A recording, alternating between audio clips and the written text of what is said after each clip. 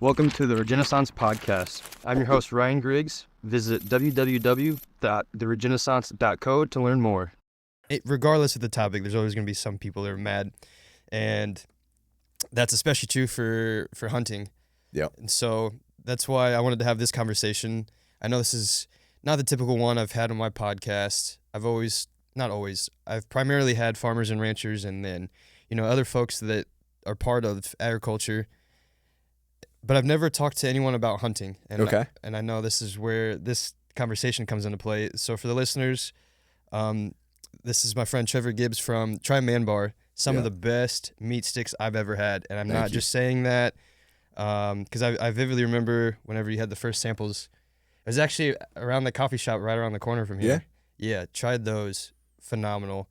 But I don't know a whole lot about hunting at all. I've never hunted myself. It's interesting because I've talked about it on this podcast a lot too, that I was vegan for 2.5 years.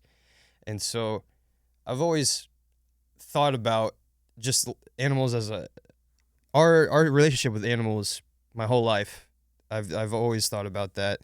And that's what made me be vegan in the first place. I never watched any of the, Dominion or any of those other documentaries. I didn't even really talk to any vegans at the time. My thinking was just, I didn't do the research on the protein aspect, but I just thought that we could just leave the animals alone. We could all live together in one harmonious, utopian viewpoint. Disney. Yeah, definitely Disney. But then we just don't have to harm the animals, and we both can thrive and survive. But now I've definitely changed my views on that, and especially with hunting too, because I've yet to hunt, but I also own quite a bit of firearms and go shoot, and I think about that question a lot too. So thank you for joining this, and I've been looking forward to this a lot. No, thank you, man. I'm excited. I'm excited to dig into this because I think you'll have a unique perspective being vegan and for the reasons you went vegan, and it'll be kind of cool to hear as we get into this more about that and how you've changed over and just how hunting may or may not intertwine in your life going forward. I guess my first question, did you grow up hunting, or when? I guess also talking about I want to hear your first hunting experience too, because I remember talking to Tristan Scott, Bitcoin and Beef. I don't know if you know who that is. Yeah. He would talk about his hunting expeditions in Wyoming and just actually going way out there and trying to carry the carcass back out in the dark, and it just sounds insane in a lot of ways, but then also thinking about the context of just the 1800s too, of just, the rough Western cowboy. Right. I don't know. I just think about all that stuff too. So I'd just love to hear what led you into hunting, but then also talking about your first hunting experience. Yeah. I started late. So I didn't hunt until, I was probably 31, 32, 40 now. So I started late, and it started because my day job was and actually still is in oil and gas, and our CEO had just bought a ranch in Blanco, Texas, and for the first couple years I was working there around in the fall, a couple of the guys, there's probably five of us in the office. The other 4 were always nerding out on deer every deer season, and I always loved to cook, and I always took they'd bring meat, ask if I wanted it, and he was like, heck yeah, go cook it and all that, but it still wasn't clicking, hey, go do it.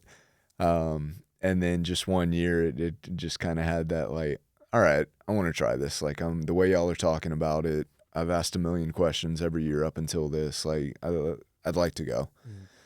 And so I went out to Blanco and had how do I say this?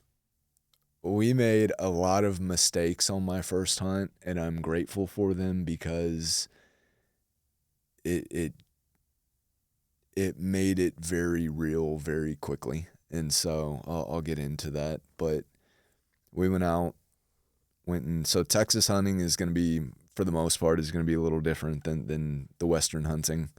Western hunting, you're a lot more public land. You're going out, you're backcountry most of the time. In Texas, 95-ish% of the land is private. So you're more than likely hunting on private land, which is what I was doing. And so we went out to this ranch, went and sat with one of my friends that I worked with. He was going through, I didn't even have a rifle at the time, and so he was showing me, first mistake, we were using a gun that wasn't either one of ours. And so we're in the blind, we're in like a natural, like a ground blind, just kind of basically behind a bunch of brush. And we're going through, he's showing me the rifle, going through all the gun safety and everything. Well, this specific type of gun had like a double safety on it. And so, which he didn't know. And so he's showing me everything. He clicks the button thinking that was the safety. And he goes, yeah, so now the safety's off. Holds the gun up just to show me it was on. Gun goes off, and just he like put the gun down. Lesson number one, like, stuff can go wrong. Best of intention. We weren't messing about. He was doing everything right, showing me the proper gun safety. I was paying attention, doing everything right, but we didn't know the gun. And so that's the first one. So now it's gun safety is not it should never be a joking issue or not be taken seriously, but that was like a very real, like, oh, this isn't just a textbook thing. Like this is real life. So that's the first one. And then I was fortunate enough to a deer came in, took a shot, and I spined it, which means I hit it a little high, literally like hit it through its spine. So wound, it drops when you spine them, it cuts off everything, but they're alive. And so we were sitting there and watching this thing kind of thrash about, and then it'd go down, and my buddy would be like, okay, like it's down. And then we'd get up to go walk towards it, and it'd start thrashing around again. In hindsight, should have just put another bullet in it. But we let that go on for a little longer than we should have, which was another very eye-opening experience. And it's like, okay, again, this is real. Like, not every shot is just a one and done. You better get serious about your marksmanship. And was the deer making loud sounds at all too, or is it just flailing? Yeah, it was just more flailing at that point. They definitely do. I predominantly bow hunt now, and so you can hear that because you're a little closer. Yeah. Which we can get into the emotions and all that, but it just made it very real. And so eventually we put a second shot in it, and it was a good kill. And then used all the meat, learned how to process it and skin it and butcher it and all that. And what really got me though was this was a couple days before Thanksgiving that year. And so like 3 days later, I smoked the backstrap for Thanksgiving dinner. And we had part of that was part of Thanksgiving dinner that year. And so we were around the table, we were all eating, everyone was trying it and asking about the hunt and saying how good it was. And it was like that realization of like, oh, okay, I get it. Like, it's not about the killing of the animal, it's about providing sustenance to loved ones. And ever since that moment, I've just been hooked and kind of gone down the rabbit hole. I'm curious then, going back to whenever you're hearing your coworkers talking about hunting, because that's one thing too, is folks that have never gone hunting and really don't talk or are friends with any hunters. Social media can definitely misconstrue it all, because you see, a lot of hunters, like I should say trophy hunters, also put a bad rep to where you'll see people go out everywhere and just hunt all kinds of exotic animals just to, use it as a trophy. Sure. and share those pictures online. Or people have this viewpoint of hunters are just these psychopaths that just like to kill. Yeah. And so that's why I like the Elmer Fudd stereotype. Yeah. Just a bunch of dummies. Yeah. So that's why I'm just curious. Whatever you said, like you would always hear them talking about it. So like, I don't know if you can remember, like what all would they talk about, or just like how would they go about all of that? Well, it was just it was more of the excitement, and I saw maybe at the time I couldn't verbalize it, but in hindsight, I think there's a camaraderie and part of the reason I think, especially with males, like hunting so much is because the actual hunting part, for the most part, is a solo thing. But if you're going with one, two, three, four other people. When you're not hunting is a very communal thing. And so when you're not hunting, before the hunt, you're deciding who's hunting where, making sure you're not getting in each other's way, kind of game planning, all that. Then you go off on your own typically, or maybe with one other person, but it's a very kind of quiet, almost meditative experience because, I mean, you hear everything. You start to understand how loud birds are, how loud squirrels are. You start hearing nature. And you're usually waking up with the woods or going to, or you're out there when the sun's going down. Mm-hmm. So you're seeing all this life and sounds that you're not used to seeing, especially in the city. Have a nice, whether you see anything or not, it's still like, you're still noticing stuff. It's a hawk flying by or, two squirrels chasing each other, whatever it may be. And then afterwards, you all reconvene and, oh, what'd you see? Oh man, it's like I had this and this come in. It's like, oh, there was a great, and then there's kind of this excitement of like what you saw, even if no one killed anything. Mm-hmm. And even if you didn't see anything, it's like, it was quiet, but like, man, that sunset. So it's never a bad time out in the woods. And so that kind of all of that, yeah, just all of that kind of started getting me curious, and it's like, all right, there's more to this, and this sounds pretty cool. Especially as a guy, too, when thinking of just the stereotypical of being a man. I don't know, it just feels like hunting and then actually doing the act of hunting, having to go out and hoping to find a deer or an elk or something to actually kill and then harvest and bring home and then actually provide. I feel like that's just like the true male experience. Yeah, I mean, there's something, there's certainly not in a bad something. way either. No. There's certainly something that in the DNA, for sure, when you do it. I mean, it's when I was going out, and for anyone, you don't know if you're gonna like it or not. I could have bawled my eyes out and said when I'd spine that first deer and be like, oh, I'm never doing this again. Like, I'm a terrible person. Yep. Or, you could be like, my reaction was more like, okay, I need to get better at this if I'm going to do it.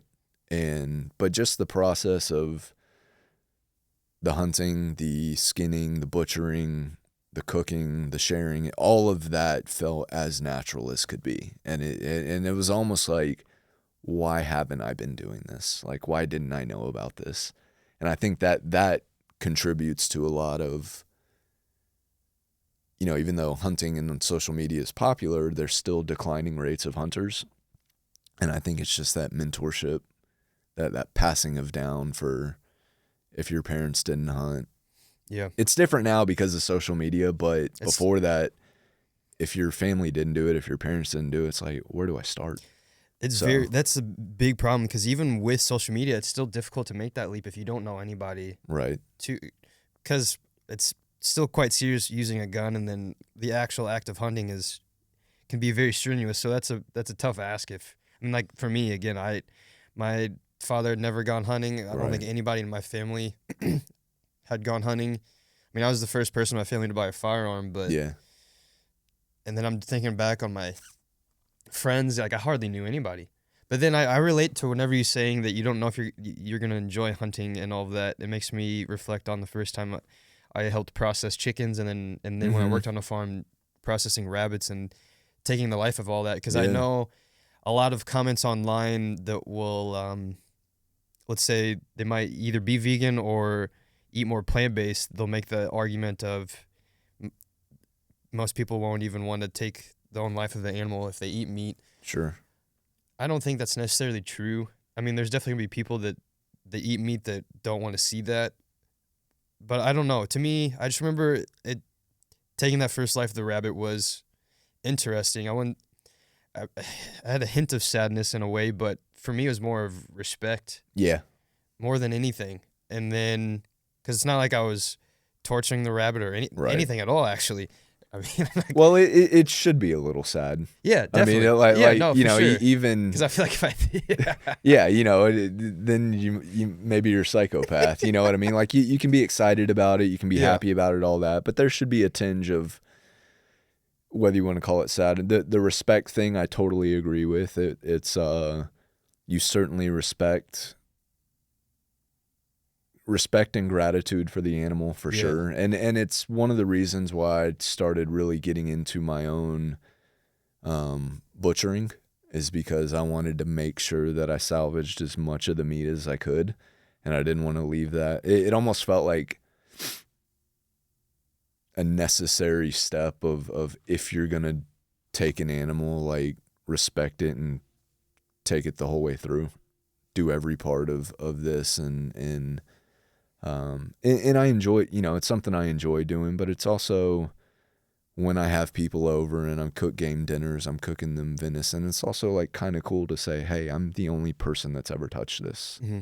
I shot the animal, I skinned it, I butchered it, I cooked it here.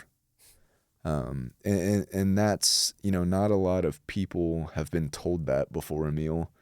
And so that piques people's interest. So I'm always trying to meet people where they are, and just, offer maybe a different perspective to hunting for people that aren't necessarily familiar with it.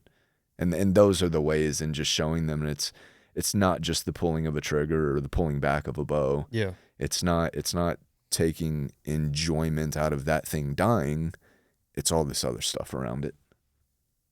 Yeah, so I guess with that, then, if we could just expand on that, because I'm curious, then, just as general of a question as it is, why are, in terms of just like being pro versus against hunting, because I actually don't think about this topic nearly as much as I used to anymore, and I realize that maybe it's just because the whole maha with farming now, I don't see like hunting, I guess, as much anymore, but maybe now that I'm just thinking out loud, I've noticed more and more actually land conservation organizations have been captured.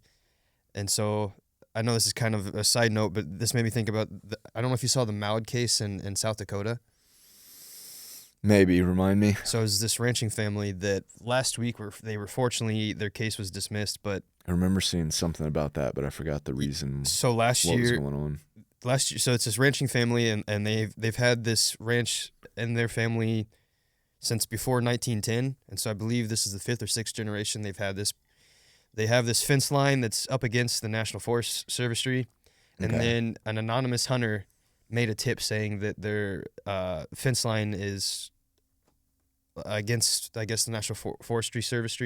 So then, essentially, they made them out to be the scapegoat. They placed the family under gag order. Each father and husband were facing 10 years in prison, $250,000 in fines, took away their guns. We're making all these crazy demands. Within the first complaint to 90 days, they had people show up in tactical gear. All of this crazy, overbearing, overarching government madness. And what it seems to be behind closed doors is NGOs having power with these conservation orgs and trying to push out ranching. And I'm starting to see that elsewhere too, with California and Point Reyes, to where they're trying to take out 12 ranches that have been in their families for a long time. And so that's just really interesting too, is seeing how the powers that be, they take a lot of words and can really wordsmith it all with like greenwashing. But then in terms of like land conservation, this is an interesting thing that I'm starting to notice more and more, is to where they're using that as a way to push out farmers and ranchers. Yeah. And so I don't know where I'm going with that at all, actually. Crap, I had a thought there. Yeah.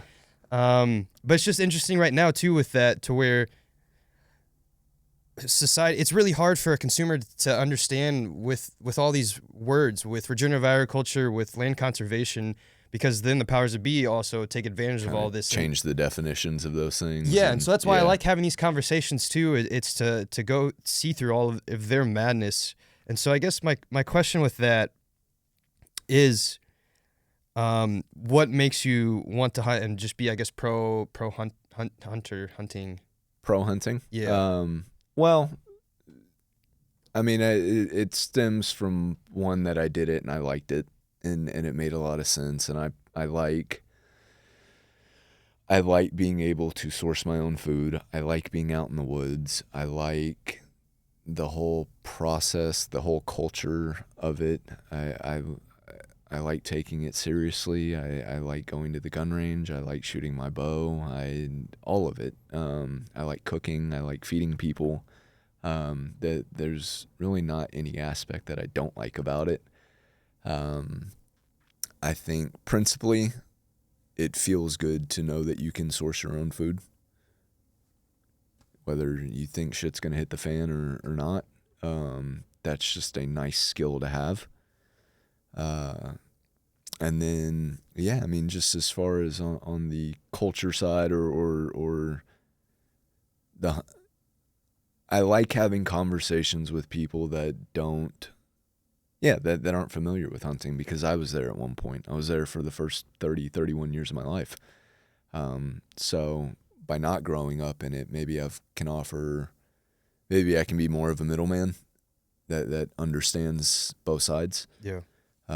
So that I enjoy too. Like I love having these conversations. And so, yeah, I mean, I'd say that's kind of the gist of it. Yeah. No, I guess with that then too, talking more on, because we're in Texas, Yeah. and before starting this podcast, talking on just, it's a lot different hunting here versus, say, hunting in the West. Right.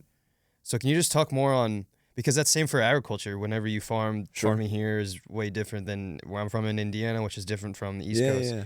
So I know you said the private land and whatnot, but the one thing too with, I mean, this is also happening elsewhere, but it's a huge problem in Texas is the feral swine, wild hog problem.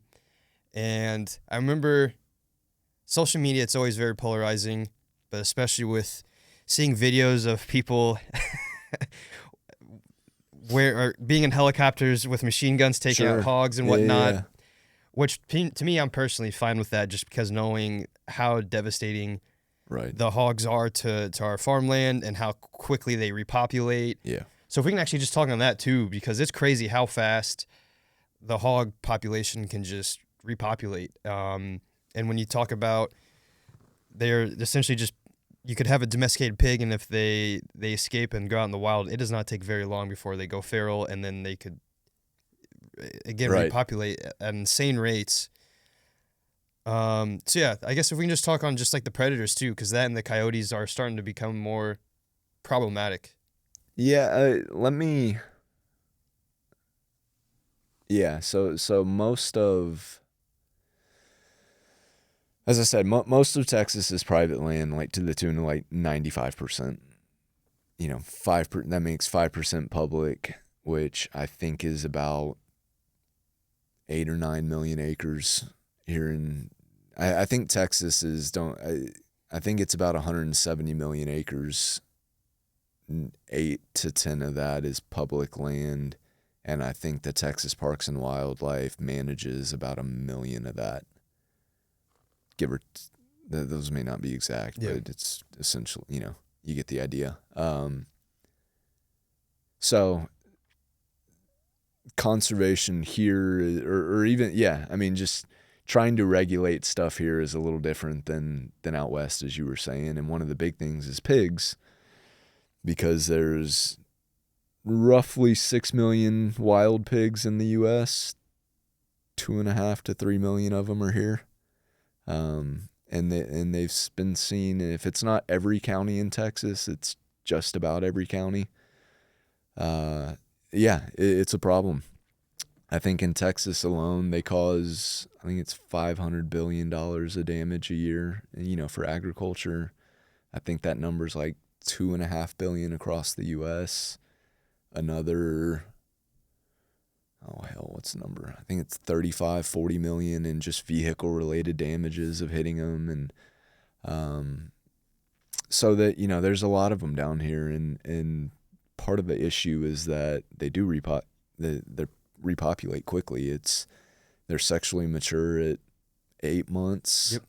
They can start, they'll have call it 1 to 3 litters a year. That can be anywhere from 4 to 12 piglets. Most of that's like in the 4 to 6 range, but it can be way more. You'd have to kill 70% of the population every year just to keep it flat.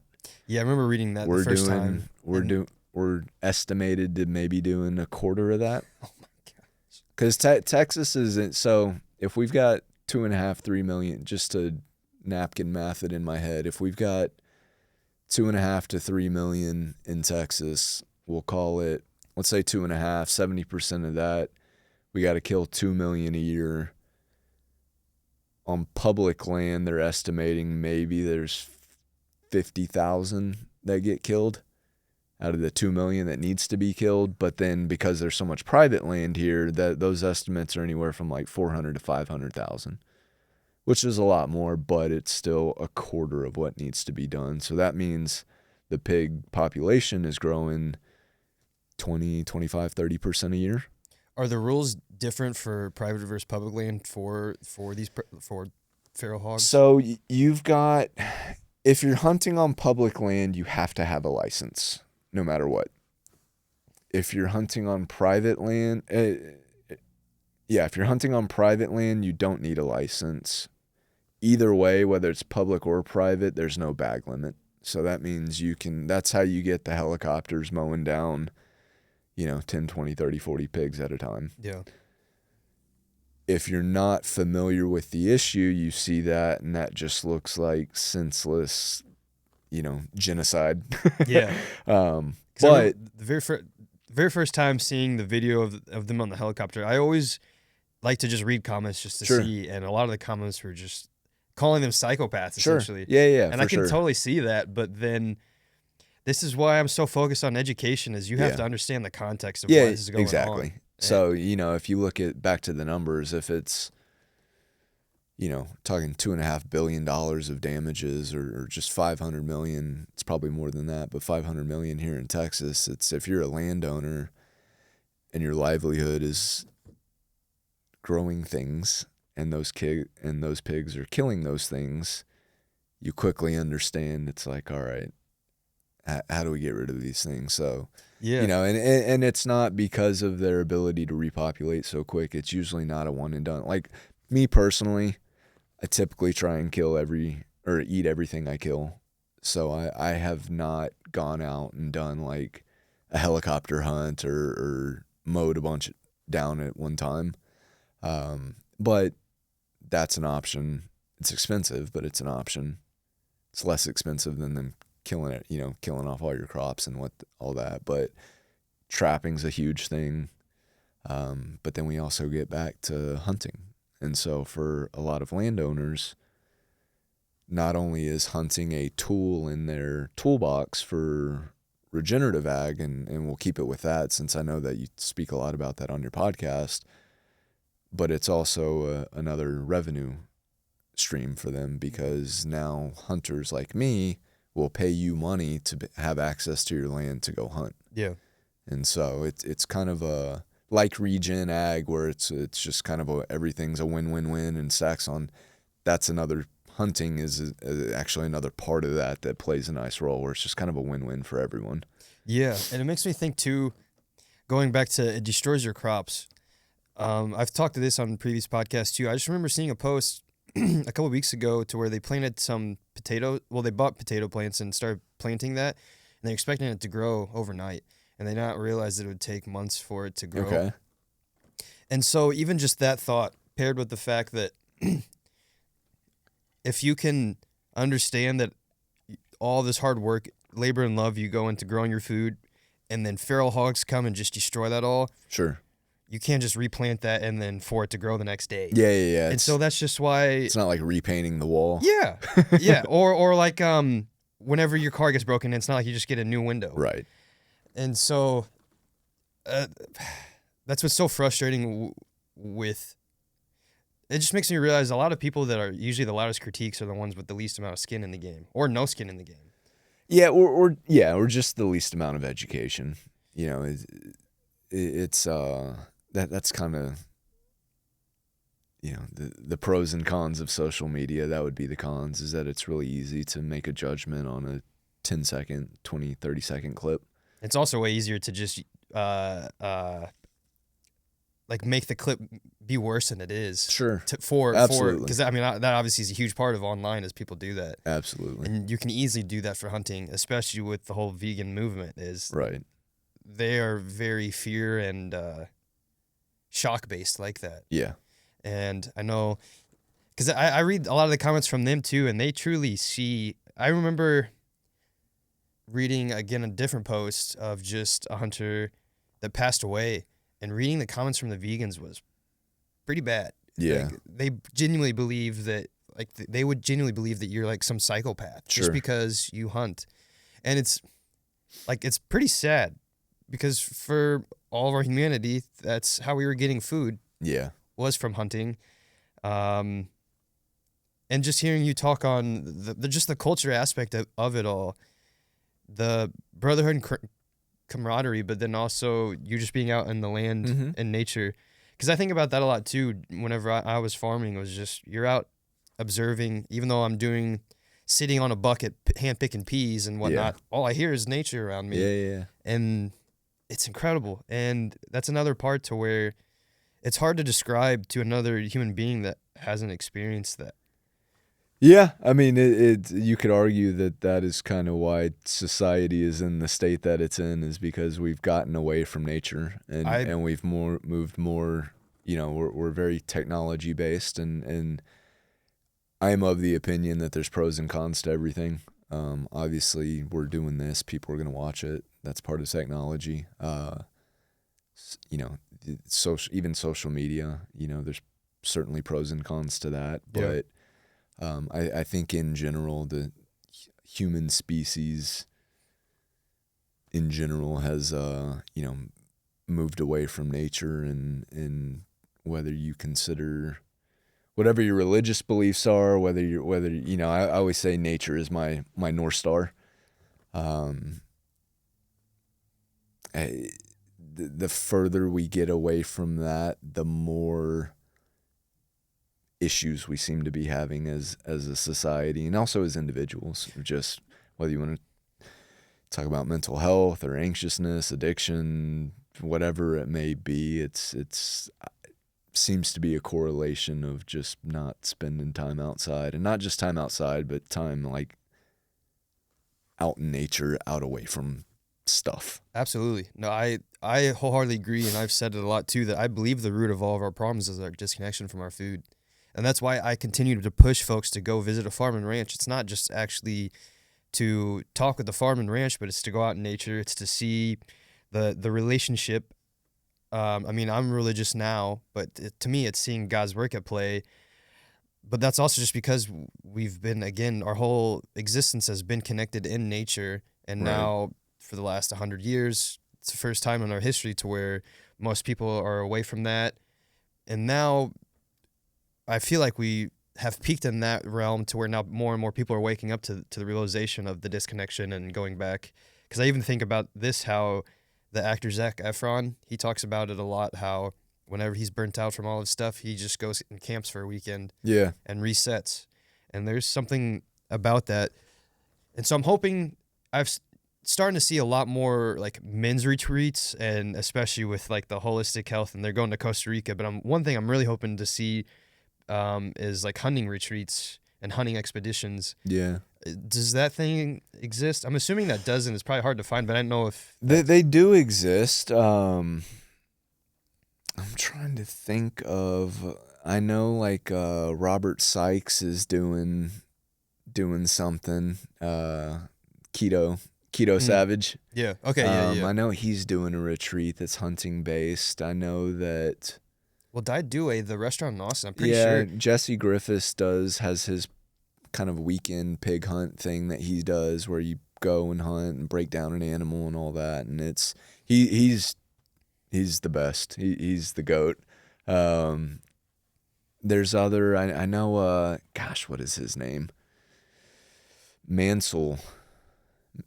Mansell Denton, I believe is his name, but he does like I think he calls it like sacred hunting or something. I not obviously haven't done it or not familiar with it, but there's all that. But there's also, that's in terms of like men's retreats.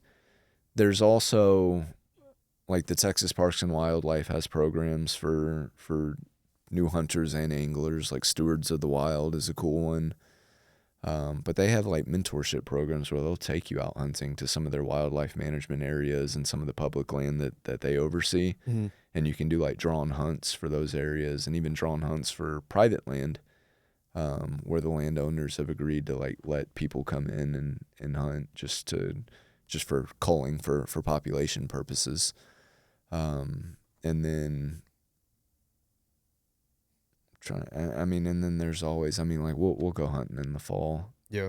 But there's also reaching out to people, and just asking, because most people probably know someone who hunts, or at least 2 degrees of separation from it. And every hunter I've ever met that I've got questions or ask, hey, can I get, like, everyone's super welcoming and open, and that's part of the culture and the mentorship and the camaraderie part that probably doesn't get talked about enough.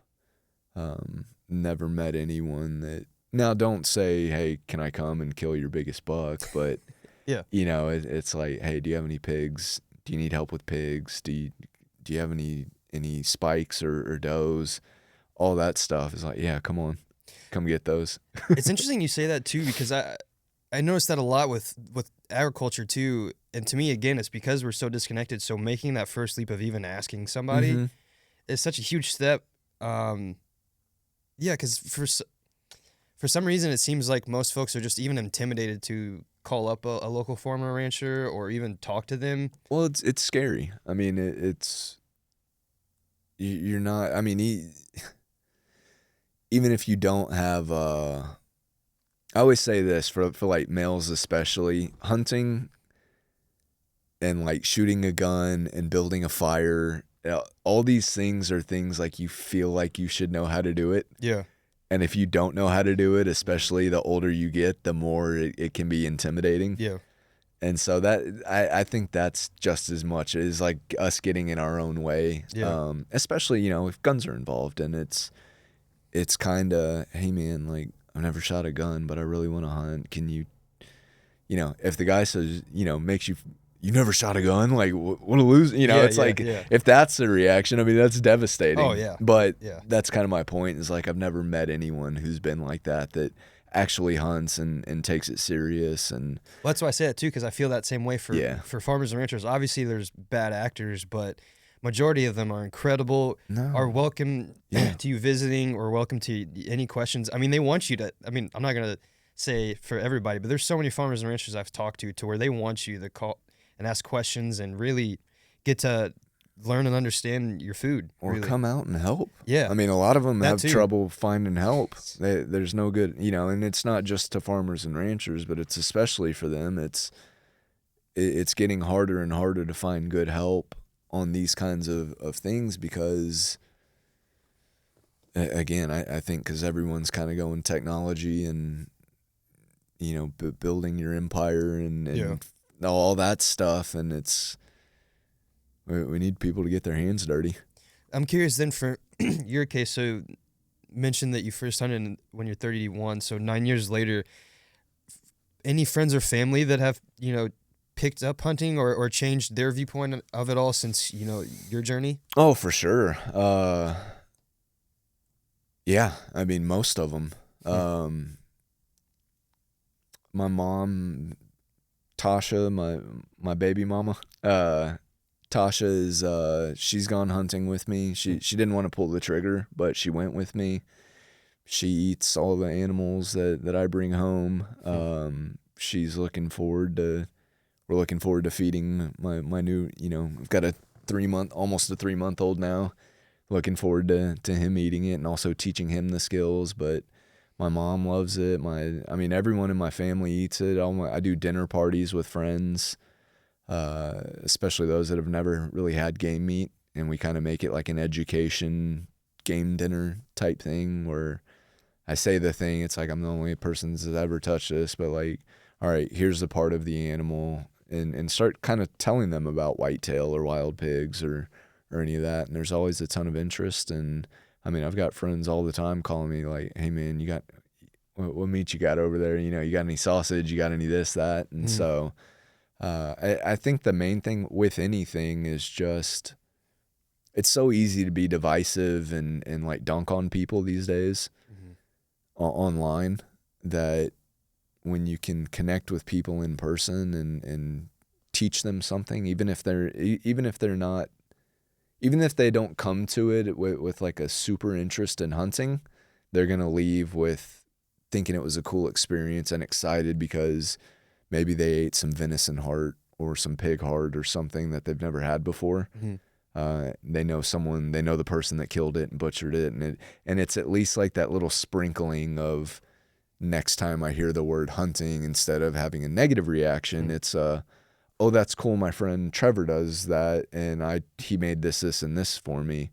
What are you doing? What did you kill? Like, and it's, I don't know, it's just that process. But that's really principally with anything of trying to not even change people's opinions, but just offer them another perspective. Yeah, no, I love that. And I like the sentiment of that, planting those tiny seeds to where it's just slowly over time, because to me that's how we shift the culture to where it needs to be for how we view our food and just our food system as a whole. Sure.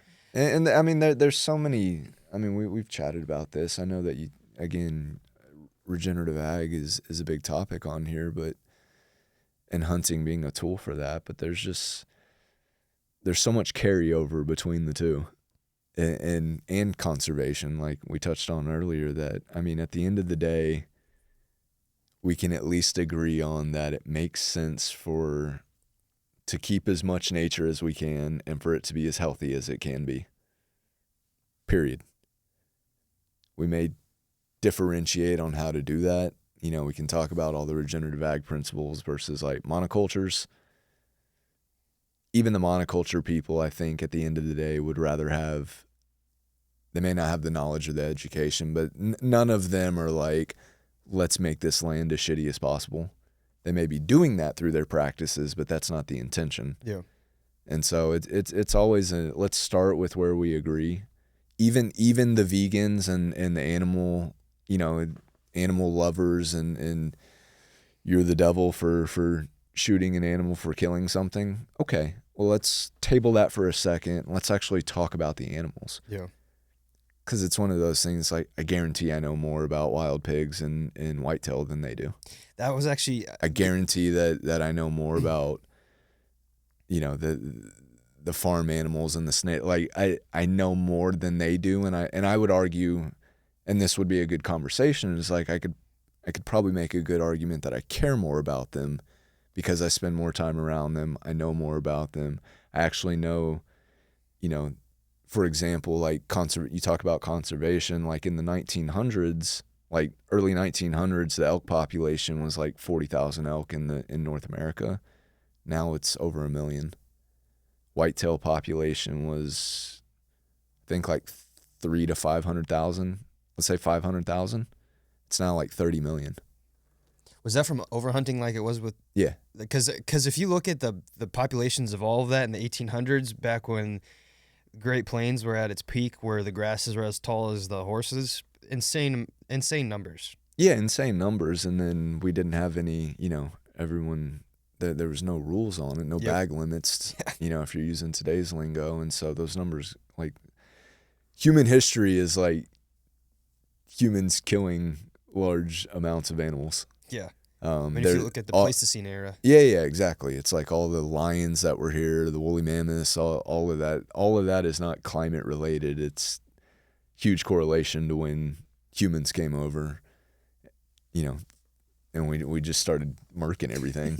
And so through these programs, it's not only are the numbers bigger and healthier and better, but it's also from a financial standpoint, it's the money that funds the state parks that, if you're going to stereotype, those people like to be out in nature and go go hiking and all that. It's like, well, all that comes from ammo, firearms, archery, hunting licenses, fishing permits. That's the vast majority of how that stuff gets funded at a state level. Yeah, I didn't even think about that. And so if you can touch on that part, let's table the stuff we disagree on, of like, just because really the only thing we disagree on is the killing of of that animal. Everything else we kind of want the same thing. Yep. So let's start there, and then maybe we can backdoor that other issue and at least come from a place of like, okay, this person actually cares. He's not an Elmer Fudd. He's not just Bubba going out there and just killing anything that moves. And because I guarantee, I mean, all the hunters that I know, like any poacher, anyone who's killing an animal, gosh, I mean, I remember seeing something where someone a couple of years ago, was it in, I don't remember what county it was in, but there was kind of wanted signs up because someone had killed a fallow and just cut off the head and left the body there because they wanted the rack. I guarantee any hunter worth his salt hates that guy more than the vegan and and all that, because they, there is that respect and that gratitude and all that. So it like with most things, whether it's politics or religion or anything, most people agree on the fundamentals and the principles. It's just those 1 or 2 points where it just chaos. Well, and why they would be mad too, it just further worsens the reputation, because people just that are disconnected latch on to whatever they see online as the truth. So like going back to whenever you see some trophy hunter that's just cheesing away with just a big animal, of course people are going to be pissed, but then they equate to just all hunters are like that, to where their whole premise or the whole point of them hunting is to kill, not to actually support and sustain. Well, yeah, and I'll maybe push back slightly on the trophy hunting, is that's usually not like, even what are some of the more extreme examples, like what was that lion, Cecil the lion or whatever, that was a big thing several years back. But even that stuff like lions and giraffes and like the African animals and stuff, that's I think the stereotype is that it's like rich old guys going over there and just shooting something for the sake of saying they shot it, and not knowing that just like here, there's conservation efforts and there's bag limits. It's the same. I mean, it's the same over there. There's a reason that lion is available to be killed.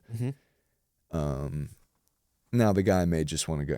Yes, he likely has a lot of money. Yes, he's going over there to kill that specific animal.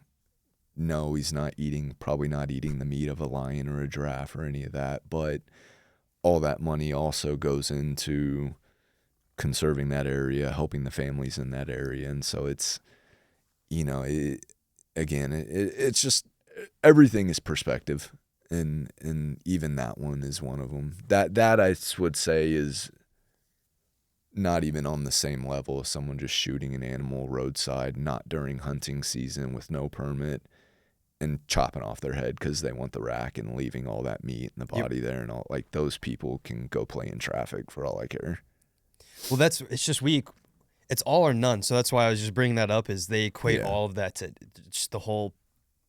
That's just hunting. Sure. But actually going back to you saying on you learning on the white-tailed deer, because that was actually one of the questions I was going to ask, is since you're out there a lot and a lot of times you're just observing and waiting and whatnot, has it changed your viewpoint of like an actual white-tailed deer? Because, for example, whenever I see a deer, I get annoyed because a lot of times they'll just run in front of my car. Sure. I have a friend growing up who got his car totaled because he was driving and the deer just wanted to run straight into the window. Sure. And so a lot of times people just have also those type of viewpoints of a deer. But I was just curious, through hunting, has it changed your viewpoint on one, or like the actual, like after learning what an actual deer is? Because for me, after being on a farm and like watching cows and learning about them, it's definitely, a cow's not just a cow anymore. Yeah. I mean, that's what's coming to mind, is that before, a deer was just a deer. you saw them in your neighborhood, you saw them, running across the road. No connection or anything to them. It was just, oh, there's a deer. Now it's just much more. It's just kind of naturally you're trying to kind of age them on the hoof, and you're looking at, you're just looking at their genetics. Like, you're kind of checking them out, obviously in a non-sexual way. But yeah, you're just much more curious about them.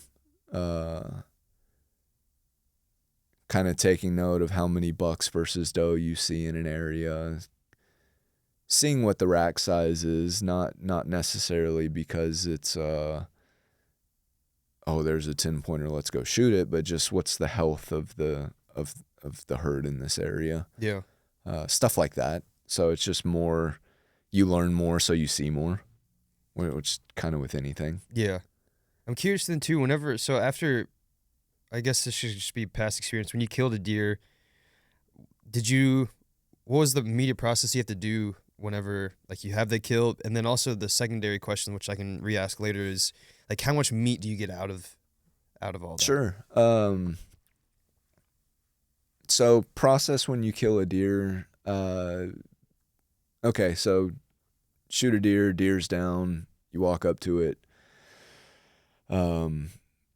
You've got some sort of, if you're on public land especially, you need to go through the process of tagging it. Most of that is online now, and essentially that's just saying, now it's on an app, but it's essentially saying, hey, I just killed a deer in this county on this date, because the state keeps records of those numbers, and that's part of the conservation, even on a private land. A lot of private owners in Texas will have what's called a what's the name?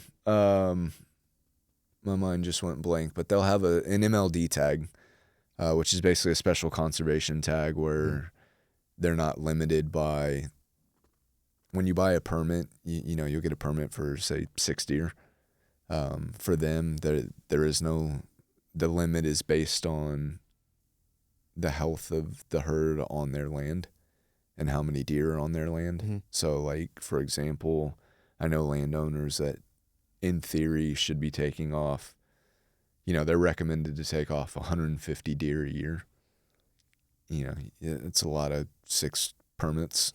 So so there's that, but so tag your deer, and then you're either, as quickly as possible, you need to cool it down.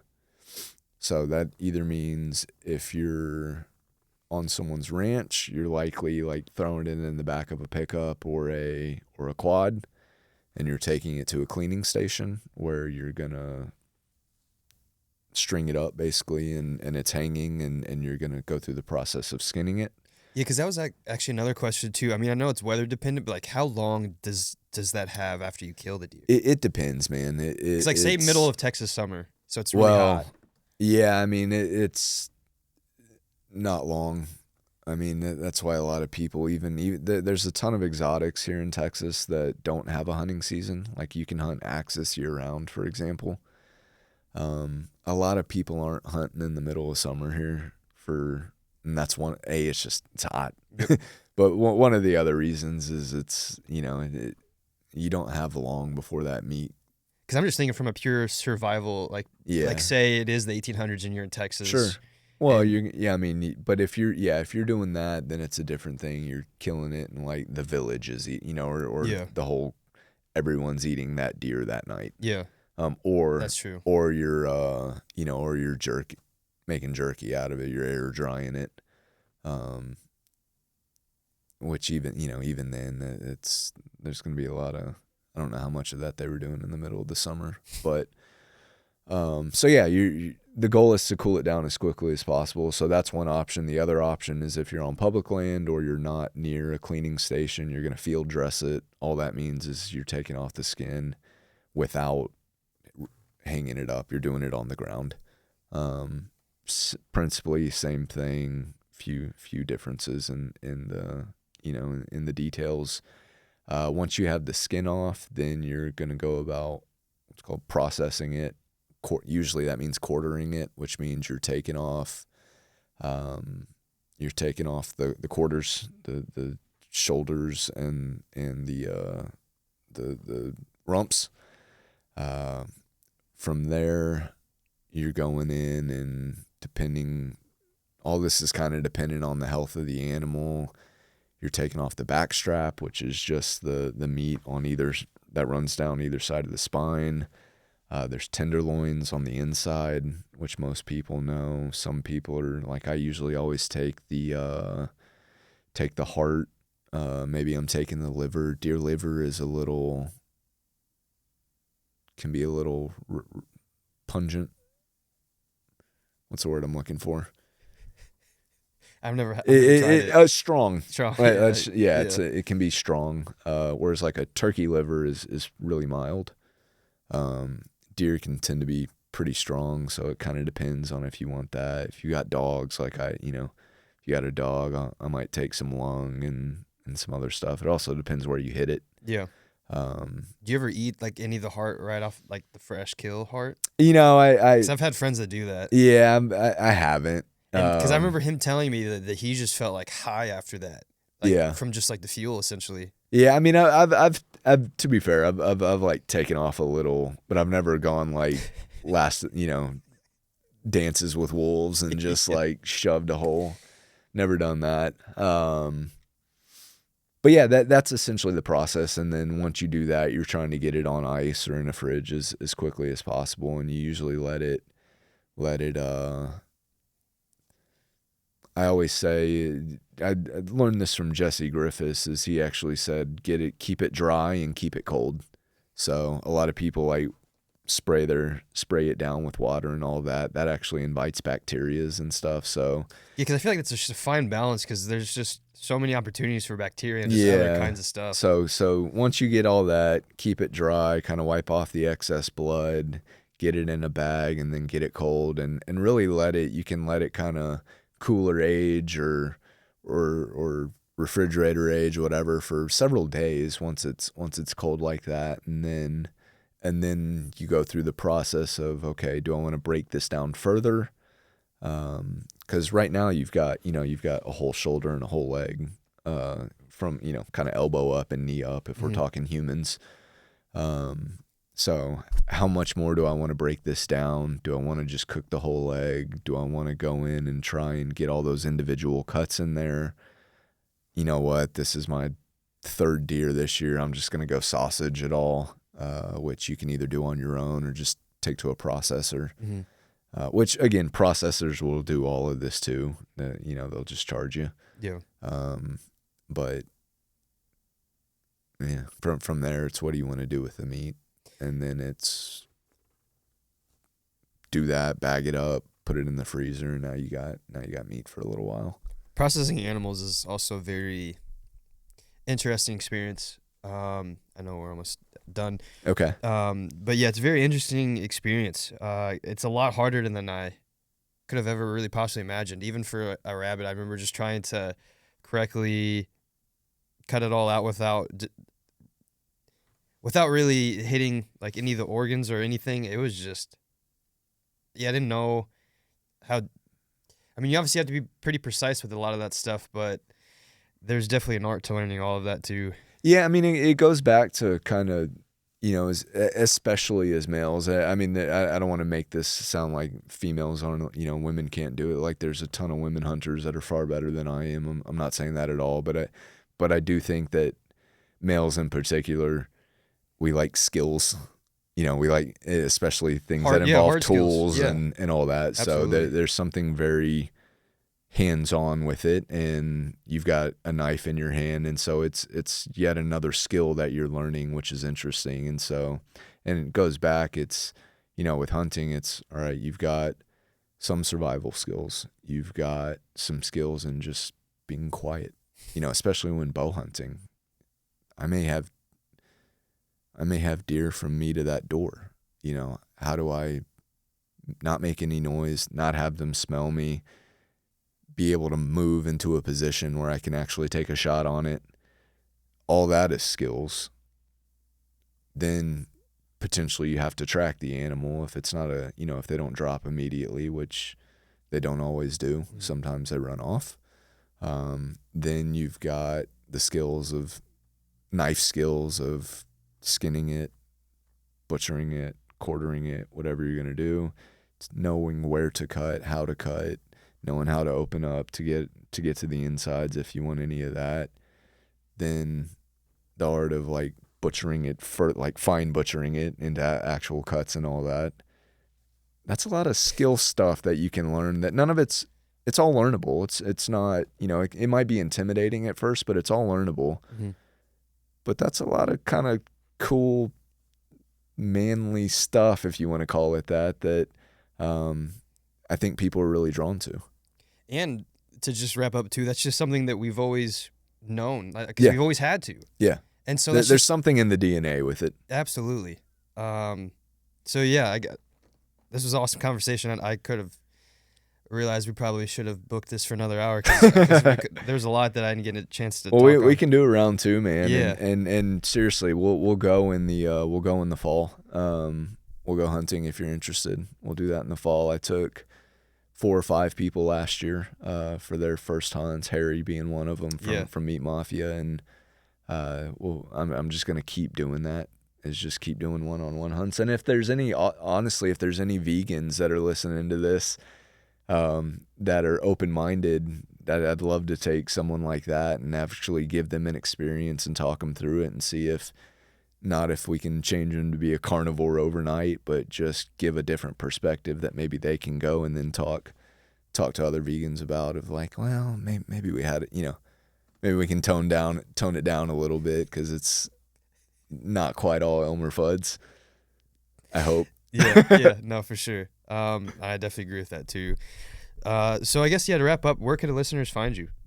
Man, pretty simple. We've got trymanbar.com, TRY, manbar, and then Instagram is the same handle. We sell a high-calorie, high-fat, high-protein bison and beef stick. It's slow-fermented. It's got probiotics in it. It's huge. And yeah, like you said, they're pretty good. So They're better than pretty good. I'm not just saying that because we're talking right now. I've had all of the meat sticks pretty much on the markets in the grocery stores, and then yours and another local farmer that's a friend of mine, by far the two best. cool. Which one's that one?